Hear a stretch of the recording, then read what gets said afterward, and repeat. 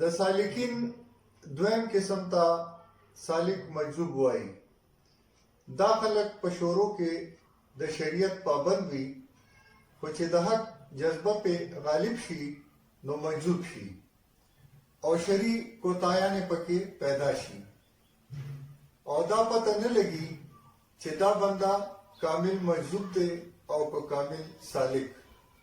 په داسې سالکین کې حضرت شمس الدین تبریزی رحمت الله علیه و چې د حضرت مولانا جلال الدین رومی پشان سالک مجذوب یې دنیا ته وړاندې کو.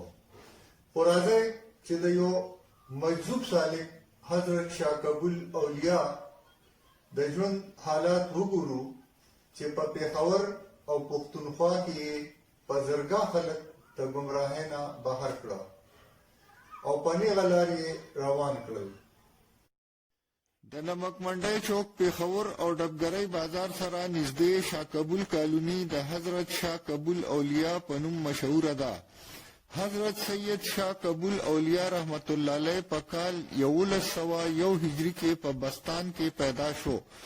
د اسلاف تعلق یې په عربو کې د یو وړوکي کلي تنجا سره و.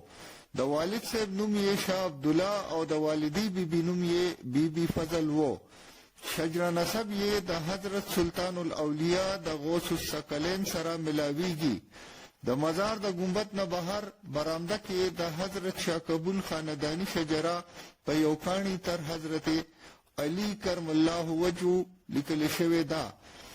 د 4 کاله او 4 میاشتو په عمر کې په مکتب کې کېنولی شو او د مقامي علما نه د دین ظاهري علم حاصل کړو.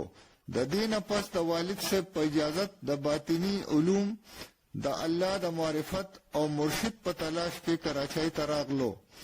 دغه وخت دلته د مانکیانو یو وړه شان آبادي وه. د الله د نیک بندگانو په تلاش کې وګرځېدو او په 1130 هجري کې په ملتان کې د حضرت شاه عنایت صاحب نه بیعت وکړو. 12 کاله د هغوی سره و او ریاضت او سخته مجاهده به یې کوله.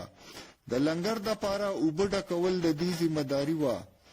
آخر حضرت شاه عنایت ورته خپل دستار په سر کړو او خپله همسایه هم ورکړه او وی ویل چې شاه کبول زما لومبی خلیفه دی.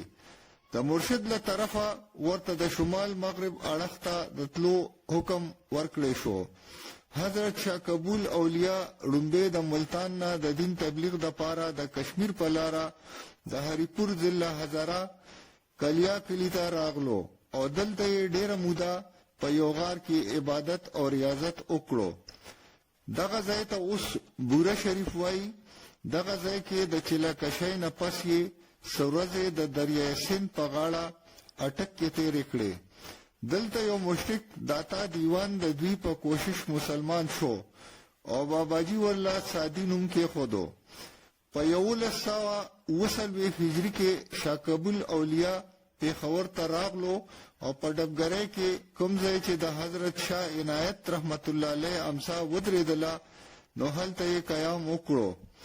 دلته بابا د دین تبلیغ شروع کړو او هر وخت به ترې بېشماره کسان چاپېره وو. د لرې لرې نه به خلک د دوی بیان اورېدلو له راتلل. د دوی مشهور نو مسلم مرید او خلیفه داتا دیوان د پوټوهار علاقه سکو کې د دین دپاره ډېر کار وکړو او بل خلیفه جناب عبدالسلام صاحب یې د یاغستان هزاره لوی بزرګ و. حضرت شاه کبول اولیاء رحمت الله علیه د 80 کالو په عمر کې په 1181 هجري کې وفات شو او هم د هغه ځای دفن شو چېرته چې استوګن و. د بابا د مزار د ګنبد دننه د دوی ښي لاس ته د دوی د مشر زوی حضرت سید میر مرتضی قبر دی او ګس اړخ ته یې د سید بزرګ شاه قبر دی چې د بابا په 5م پشت کې و. د ګنبد نه بهر د بابا د اولاد او سجاده نشین حضرات قبور دي. د مزار نه بهر یو جومات او د موجوده سجاده نشین او ناظم سید یحیی زاهد گیلانی او سید اسماعیل علی شاه د ناستې یو ډیره ده. د باباجي په درې ورځنۍ عرس کې د مۍ په میاشت کې خلک ښه په عقیدت سره د لرې لرې نه راځي.